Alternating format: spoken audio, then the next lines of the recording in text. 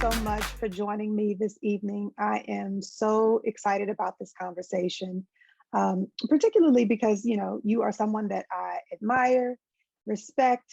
I actually put my life in your hands. My husband and I have been coming to you now for, I want to say, over a decade. So Mhm. I'm that much more excited to just showcase you, showcase your business, and get to know you on a personal level. So, under normal circumstances for interviews, I would introduce you, but I have you introduce yourself for these conversations, and I'll explain why. Basically, because my work, my coaching model is rooted in building confidence and having people feel comfortable introducing themselves and representing their brand. So when I have these conversations, this is an opportunity for me to um, kind of assess the different ways that people introduce themselves.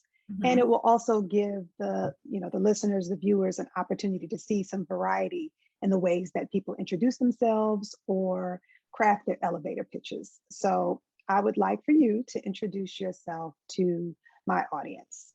Okay. All right. My name is Dr. Vanessa Allen, and I'm a family medicine doctor located in Glendale, Maryland, which is close to Boone. And I'm a solo practitioner.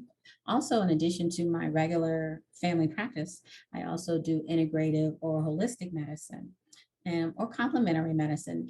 And that involves not only looking at just a traditional Western medicine, but looking at or evaluating patients from a different perspective. So I also incorporate use of vitamins and supplements and using your food as medicine. I am able to do acupuncture. And those are just some of the things that I focus on with my use of my other half or my other hat, as well as my traditional family medicine. Okay. Okay. Thank you for that. I actually forgot about the acupuncture, so that was refreshing to hear. I've been thinking about that, so Come check it out. I'm glad you mentioned that. So I want to talk to you tonight about entrepreneurship and about confidence and how those things are intertwined. So we're going to kind of have a format that feels like past, present, and future. I want you to talk about the early years in establishing your practice, what made you decide to go into business for yourself, hardships and challenges that you've experienced, and then we'll kind of end on a lighter note about how social media, if you use social media at all, if there are any things that you are looking to do with the business that maybe you hadn't been doing before, but we'll get there. So for now, let's just start with How I your got started. entrepreneurship story. Yes, yes. So I did not want to go into private practice to start Okay, out. I okay, was working for a group. And then after I got married, my husband's like, he was an entrepreneur and a CPA. And he's like, okay. you should have your own business. I'm like, but I don't want to, but I'll help you. And I'll be Mm, your business partner and I'll do all the business side. And you could just practice. It can be a holistic practice, just what you always wanted. You don't have to mm, compromise and do, have to work for somebody else and practice the way they want you to practice. I'm like, mhm. oh, okay, well, I like that part of it. And I also have a special interest in weight management. So I counsel a lot of patients about their weight.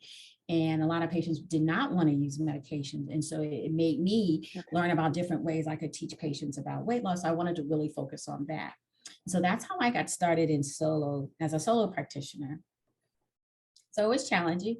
I used to have a practice in Fort Washington, and then I decided to leave that. And I still wanted to stay in Prince George's County, but I had restrictions about where I could practice, and I didn't want to go back and forth with my old group. So I used to work. Uh, with I didn't work with her, but she worked for the hospital and she was like our clinical liaison between the doctors and the hospital. And she had moved Okay. to Doctor's Hospital and she said, oh, you should come. It's so much better. You will like it here. I said, okay. And so it was in Bowie. And I didn't really know that much about Bowie. So I thought my patients would follow me to Bowie because I didn't think it was that far, but they did not. Only about a handful of patients followed me to Bowie from Fort Washington. So I really had to start from scratch. And Okay. basically, just putting myself out there, doing a lot of public speaking events, Okay. going to churches and health fairs.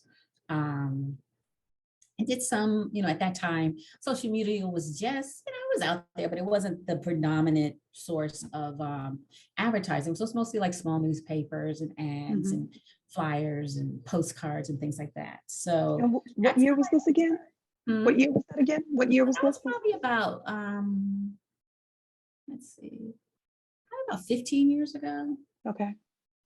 And then gradually I did transition into social media, but that wasn't initially what I was using.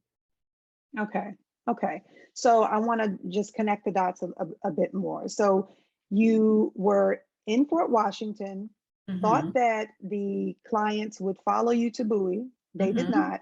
So you had to hit the ground running and establish that client base. Right. And you did that by, you said, doing, church, speaking at churches, different Hmm. events, just to get your name out there. Was Right. there ever Somebody a needed a speaker about any topic. Okay, I'll do it.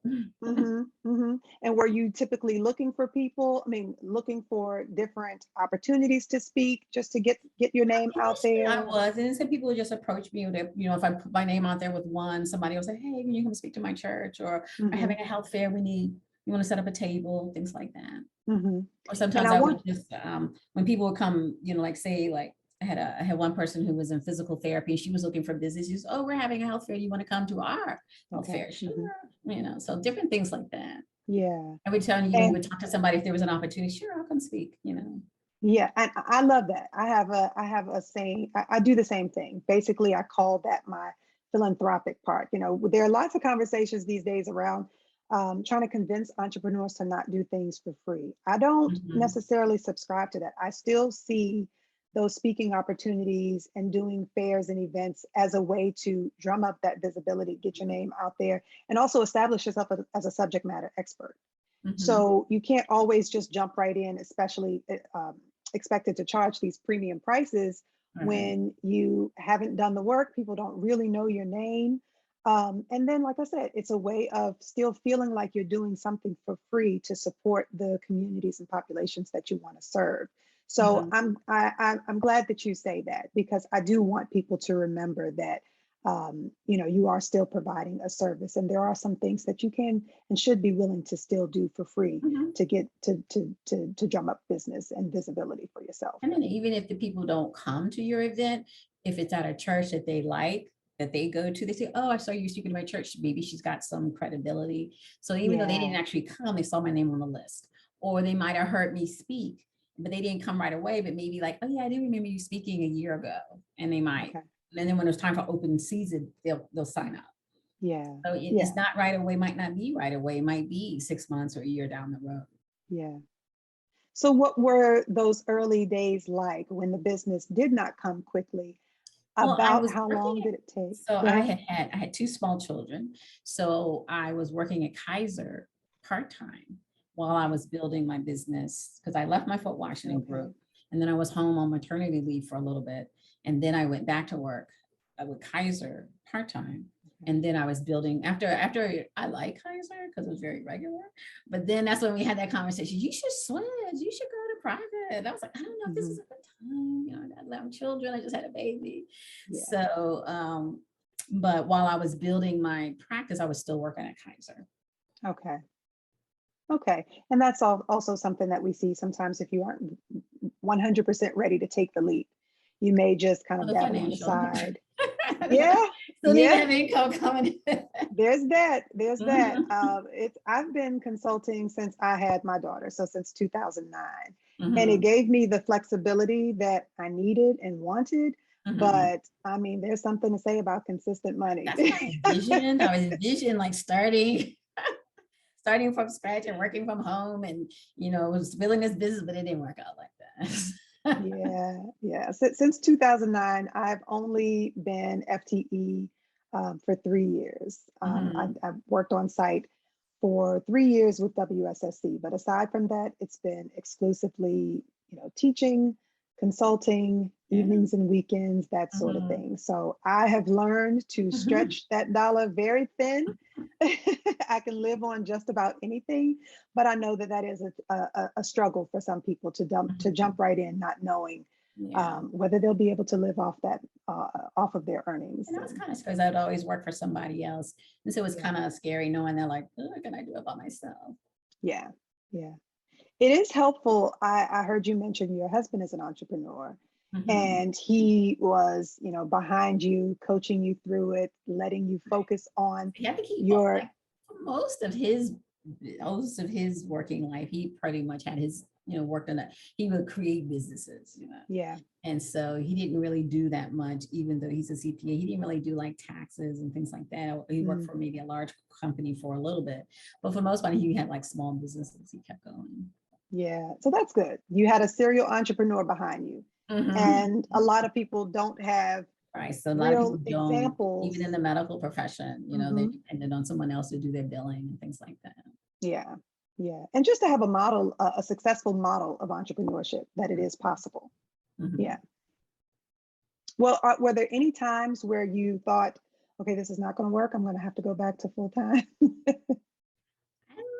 Not really. I think because he was pretty much the driver as far as like, you know, um, just different things like I knew since I've been practicing for a while, I knew what I had to do. Like, I had to get on board with these insurance companies in Mhm. order to put my name out there as well. So I knew I had to get those things processed. And then, I knew like, what it would look like to set up an office. So I knew like, what equipment I needed to buy, what I could start out with. And I started out like maybe subleasing from someone else before I got my own space.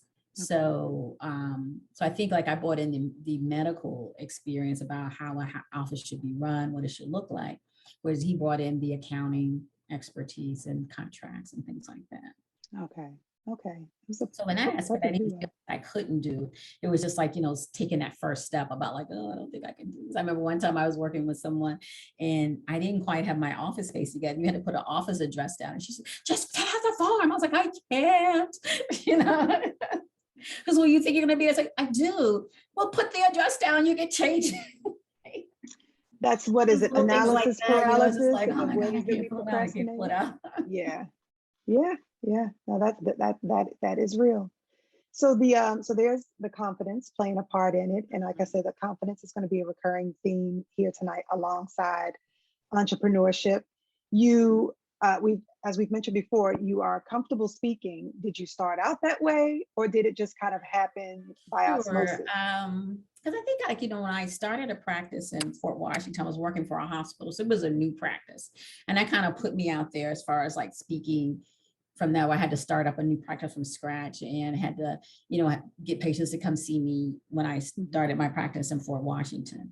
So that kind of, I was used to this was my second time starting a practice. So I wasn't that unfamiliar to me about what I needed to do to put myself out there in order to get a patient base pretty quickly. Mhm. So I think I felt comfortable speaking in public. And then if it's something you're very comfortable with, something you're knowledgeable about, I felt comfortable on the subject matter. It wasn't like I was like blindsided and I didn't know what the topic was going to be. Right. So that was more comfortable. And like I said, once you get do it, you get used to it, you get your comfort zone. And so I think that helped a lot. And I can't say I ever thought about doing public speaking, but I do like promoting what I do and I Mhm. like educating people. So I think I felt comfortable because I felt like it was more like an educational infomercial, so to speak, as opposed to, Mhm. just promoting me. Mhm. Okay. Okay. So let's talk about, well, I guess we've kind of covered where you felt like you had an abundance of confidence. You were Mhm, knowledgeable, you were comfortable knowing that you could speak on the subject mhm, comfortably. And that's a lot of the problem with people is that they feel like they aren't knowledgeable enough or that they will be fumbling and stumbling for information. And so they're already anxious about having to speak on anything mhm. because they're worried about how they come off. Do I come off Right. as knowledgeable? Am I, um, maybe losing credibility here because I'm so nervous and I'm Mhm. not representing myself well. So it sounds like, lucky for you, you did not have those types of problems, but you realized early on that it is something that you have to use or you will lose it. Basically, Mhm. the only way to get comfortable with speaking regularly and representing yourself well is by doing it pretty consistently. So looking Mhm. for those Absolutely. opportunities even when they don't exist. Mhm. Yeah. Okay, well, let's talk about social media. What are you doing with social Yeah, media I'm to? not really comfortable. Like, as you talk about awkward, I'm not really comfortable with social media. I feel like it's Mhm. too invasive and you have to Yeah. put too much of yourself out there. And you always have to put something on to keep people interested. And I just don't have the time span or the attention span to do Yeah. that. So, I tried. I have a Facebook page and Okay. it's not up to date. So don't go look at it. I understand. I think I'm And I have about a to website, abandon which I it probably have altogether. redone like maybe 2 or 3 times since I've had it. Okay. And my website and my Facebook page are linked. I do send out something that if you inquire information, it'll send you something. And so that's probably like the extent of what I'm doing now. When I was very proactive and I was really trying to build my integrative side of my medical practice, I was very proactive and I was trying to put weekly updates and hints and tips about, wellness. Mhm. And I just didn't really see the return. I didn't see really many people responding Mhm. it. It didn't really grow my volume. I have MailChimp and that collects, addresses and emails Yeah. and things like that. But I don't, right now, I'm not really doing anything with them. At one point I was using it, like if I was promoting something, like say if I was hosting a webinar or I was hosting some weekend retreats, I was trying to build my weight loss practice. And so I was using MailChimp for that. But right now I'm not doing anything. I'm kind of like in a rebuilding phase where I was like I put my integrative practice aside for a little bit. It was just focusing on the family medicine. Okay. And so now I'm thinking about maybe I might go back and revisit it. I might change the shift. Like, with COVID, it allowed us to Mhm. do more online. So I'm thinking about Mhm. maybe doing, go back to doing maybe some, I do televisits, but I might do some. I did a group visits webinar for diabetes, might offer some coaching online from an integrative perspective. So I'm thinking about maybe revamping it or relooking at it from a different perspective. Okay. So for right now, I'm not doing anything with it. But like I said, I've hired other people in the past to help me promote myself online on the social media. I don't think they did much better than I did. So Yeah. I was like, the numbers look the same with Yeah. them trying to put content on there regularly. So I kind of lost interest with that. Yep. That makes sense. Uh, I can relate to a lot of that. Number one, I am not, people think that I'm a social butterfly, Mhm. but I am not. Uh-huh. I am able to turn it on when I need to, and then Mhm. I'm exhausted, Don't need you and to then I post. retreat for a while. Yeah. Mhm. So I've never been the type of person to be active on social media to begin with. Mhm. I don't post much about my personal life or about, Right. my family, children's accomplishments, vacations, things like that. Mhm. I hop on periodically, but it's not consistent. So to expect that I would be able to do that with my business, I knew that it would be unlikely. I know that it's necessary, like you said, I know that it's necessary to some extent. And so I really just walk this fine line of what I call the happy medium. So Mhm. it's choosing one platform and maybe being consistent on just that one. It's, how Mhm. much can I commit to? So for me, that's LinkedIn. I think my audience is primarily on LinkedIn, but I haven't been able to keep pace with what's expected of Instagram and Mhm. Facebook and Pinterest and, maintaining all of these different things. Right. So I know that it's important. Like I said, I'm trying to find that happy place, that one Mhm. medium where I can reach most of the people that I want to connect with and post with some consistency. So for me right now, that's LinkedIn. Mhm. So we'll see where it takes me in the future. But for right now, that's where I am. So I Okay. understand that. I understand that. I do want to, you mentioned the newsletters. I do want to maybe start some newsletters, Mhm. um, or at least post consistently. Well, put out content consistently Right. Like I said, if maybe people consistently, I could are, go back to that, right? yeah, And something that could yeah, be covered across all, posted one place and everybody would see it. I would have to constantly keep doing right. it. And So those will I be think, the people who follow and connect with you and who have opted in to receive this mhm. communication anyway. So, people always say that for a lot of these platforms, yes, you may be posting content, but that content isn't yours. They can change the algorithm, they can Mhm. change the amount of exposure that you get. So although it's beneficial for some, or it was at least in the early days, it probably doesn't have the same benefit or use of visibility that it used to have anyway. Mhm. So yeah, I think it's really about just finding where your audience is, meeting them where they are, wherever that is, and not so much Mhm. about having to be visible across Right. all of the different And then trying to platforms. figure out what does your audience want from you? Yeah, And then how are you going to attract new people? And then are they going to do something with that yeah, information? Like, are they going to become patients or customers or whatever it is right, that I'm promoting? So that's the challenge. right, Is like, well, yeah, my old faithful will come, but they already know me, but I'm trying to attract a new group. Well, how do I exactly. get them?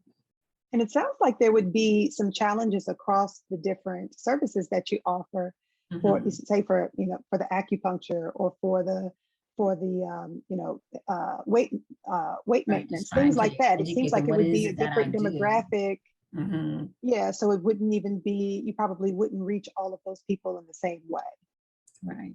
Yeah, yeah. Okay.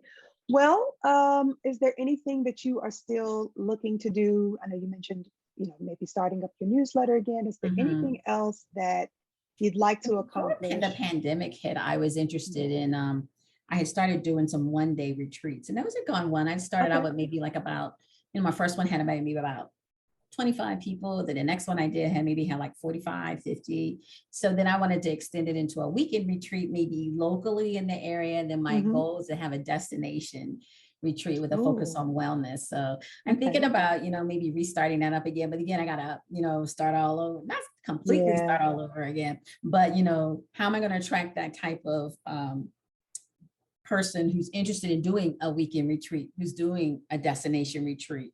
Hmm. It's like the current practice I have, they haven't really been interested in doing, there's a certain fine line I have in telling me this income is fine, but if you charge this Hmm. much, we don't want to do it. So trying to find Hmm. like who they might not be my patients, but they might follow me and do something like a weekend retreat or Hmm. a destination retreat. So it might be somebody who doesn't see me as a regular practice. And then Okay. trying to, attract people who maybe are not my patients, who are not linked to me through the insurance, but like, I just like what you do, and I wouldn't mind consulting with you about XYZ. So trying to see if I could attract those type of patients as well. Okay. And how does that communication start? I understand the planning portion, but Mhm. then I think I was getting to the point. using either Facebook or, Okay. and then building building what is it, your list of names that Hmm. through, I think, MailChimp. So Yeah. so every time somebody clicks on my website, I say, click on my website, we say, hey, if you fill out this something questionnaire, we'll send you Yeah. something back in return. So that collects the email addresses. And then, I was communicating with them routinely, but now I haven't in a while. But maybe set up, maybe the newsletter, or what am I Hmm. doing? What am I thinking about? And then maybe starting again with maybe doing a 1-day retreat, a weekend retreat, and then building up to a destination retreat. Okay. And what apps or platforms did you use for, say, registration, things like that? Let's see, how did I do it? I can't remember the name of the I created just like one of like a temporary website. I can't remember, it was like like one of them free ones that you could convert to a paid one to get Okay. them more. But I Uh-huh. just did one of those. And then I think I used the database from my MailChimp, and I sent Okay. that link out to everybody. And then like when I was building up to getting closer to my, like say the day that I did the retreat, I would send them, like invitations or evites to sign up for that particular Okay. event. I think that's what I mainly use. I think I also used I can't remember what's the name of the other site, people like events, or Eventbrite. yeah, I think I Eventbrite. used that to purchase tickets from, if you want to do Okay. that, or you put the link on directly from the website to purchase tickets. Okay. And 25 people, for you said you've done this how many times? Because that's a Twice. pretty good response. Mhm. Yeah. Yeah. I'd be one of I those would say people. maybe like, I think most of them were my patients, but some of them brought friends, so that helped. Hmm. And then so I don't know if I attracted people who never had met me before and just did like, hey, I like what she's saying. I think most Yeah. of it was like word of mouth, whereas Yeah. they were patients, and then, hey, I went to her first one. Why don't you come with me? So I think most people came with somebody else, where the first time they might have come by themselves. Okay. And would you say that you had already built kind of relationship history with them from your mail From the list first one, yeah. and from your communication before launching this retreat? Right. Okay. Okay. Well, it sounds like you've had some wins. You've had some success pretty steadily. Yeah, and it's Have you like I said, I would experienced like to do any more. hiccups? I think that's my Any, forte. That's my niche. But my uh-huh. bread and butter is my family practice. Yeah. Yeah. So But yeah, that's so where I would like to go in that direction. I would like to do. That was the original plan, was to do more of the integrative medicine. But like I said, I've just like incorporated it into my family medicine. It's not separate. I used to have them separate, and I tried different things over the years, whether I was going to do it like on certain days I had set aside to do the integrative medicine. But like I said, it just didn't really take off. And so then I just, because I like doing it, and I think patients want it, they just don't want to do it separately. And so then I just incorporated it into it. But my goal is to just, my goal is to, at least, commit more time to doing more integrative medicine.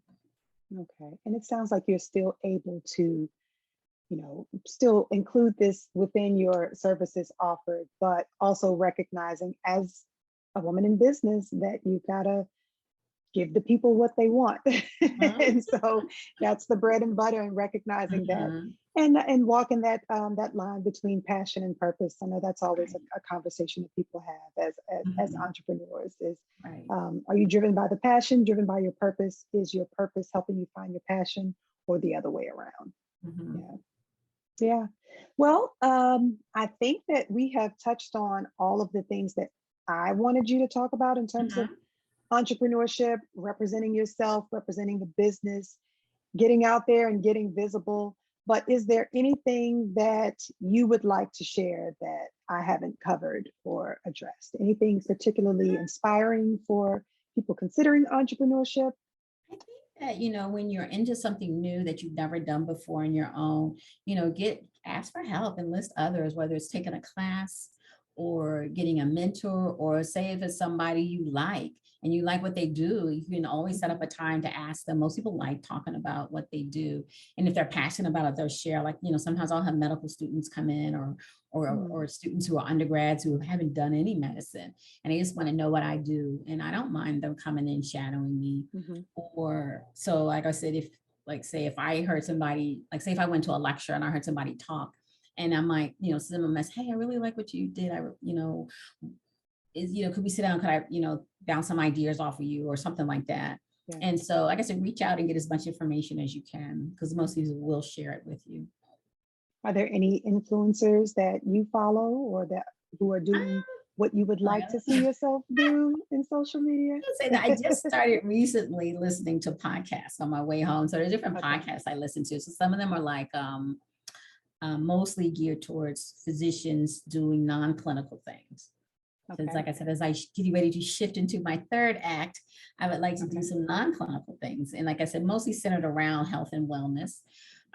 So I've been listening to those type of podcasts. Okay. All right. Well, I'm actually considering a podcast myself. I'm thinking about even this conversation, turning this into a podcast episode. So I will keep you posted on that. All right. To put some. How do you do that? Well, it really just seems like it's a matter of just making the audio available and uploading it to something like Anchor. I know that there are a few different platforms that can help just put it out there for you. So that's what I'm going to do next. Yeah, so you never know. Yeah, so I will keep you posted on that. Like I said, I get lots of ideas from my patients there. There's so much talent out there. And I always ask patients, what do you do? Because I always find it interesting. And usually you never know, you might come full circle and say, hey, can you help me with this or something? Absolutely. Absolutely. So I hope this is just one of many conversations that we will have to just check in on each other, keep each other inspired. Hold me accountable. Next time you see me, ask me what I've done with that podcast idea. Exactly. Also, I wrote a book about 3 or 4 years ago, and it was The Healthy Way, the Mind, Body, Spirit Path to Wellness or Weight Loss. Natural weight loss, that's what it was. And so it started out as I was, promoting wellness and weight loss. And I was always saying the same things over and over again. I was like, I should write this down, because I do it all the time. And then I had thought about it like maybe 20 years ago. I had a patient who was from my first practice and I hadn't seen her in like years. She came, did you ever write that book? I was like, what are you talking about? Mm-hmm. You told me you were going to write this book. I said, I think I started the outline and I put some thoughts together, but that's as far as I got. And when she told me that, I was like, that must mean something. That's and not an omen in a bad way, but that was something like telling me, girl, write that book. Yeah, So exactly. I finally wrote it. So that was another accomplishment. It's something I always wanted to do. And then, now that it's been like a while, I'm thinking about maybe I should like go back and tweak it a little bit. And like I said, relaunch it. Update it. Yeah. Do it from a different perspective, maybe not do a hard copy, but make it, like since everything's more digital online and ebook, it is an ebook available. I might go back and change it a little bit. Okay. But maybe focus more on an e-version as opposed to a hard copy.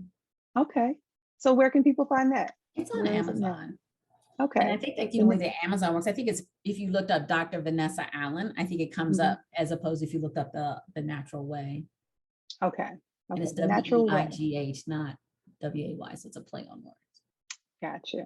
Okay. Well, I will be checking that out. I'm glad you mentioned that. We've never had a conversation about the book. I meant before. to put a copy out here.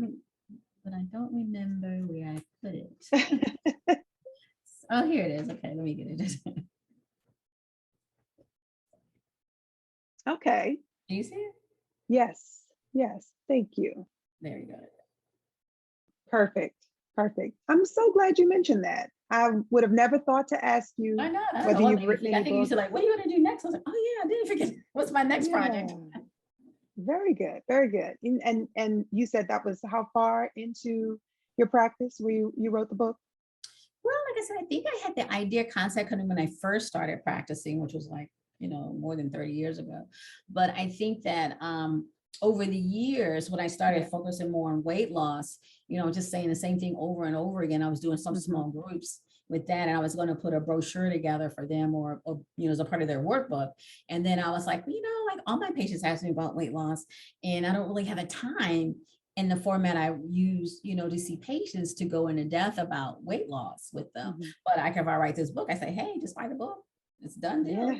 Pretty just write a book. I mean, that is quite a time commitment in addition to having the practice and having children. So I applaud you for doing that. So what was that process like? I know I've already kept you beyond our time, but if I can just have you end with that very quickly, then I just started out with like, I had in my mind what the outline was. And so then it was just like, okay, write a chapter, a day or a month or something like that. And so I already had all the data, not data so much, but I already had all the content from over the years. Like I said, I've been doing it. So I had the content. It was just all a matter of like, okay, what would you do when you did, like, you already know what you wanted to do. It was kind of like a 10-step plan. And so then like each chapter was a step. And then I always had that mind, body, spirit. So mind, body, spirit was a theme for each chapter. And so each step had a mind, body, spirit approach. And then it led up to the next one, to the next one, to the next one, till you met like your weight loss goals. So this is where you start from, and this is where you'll end. Okay. And then how long would you say that process from there? How long would you say that took? That process, writing the book? Okay. When I actually sat down and committed to doing it, probably about a year. Okay. Because then once I got the basic format down, then I was like, how am I going to get it published? And then so I self-published on Amazon, and then Amazon had a editor who would go through it and, they said, oh, we think you should maybe include this in, or you should expand this chapter out a little bit more. Or, at first I had pictures through it. And then I was like, oh, copyright, that's going to take too long. So I take all the pictures out, make it real generic. I had downloaded these beautiful pictures online and stuff. They go, did you get copyright permission? Yeah. No, I didn't do that. I didn't want maybe my book's such a huge success, they'll come after me. We'll just take it out. Yeah, keep it simple, because as they say, it's better to have it done than for it to be perfect. We take all that time trying to get everything right, and then it never gets published. I said, if I had to do it again, I might put pictures in there.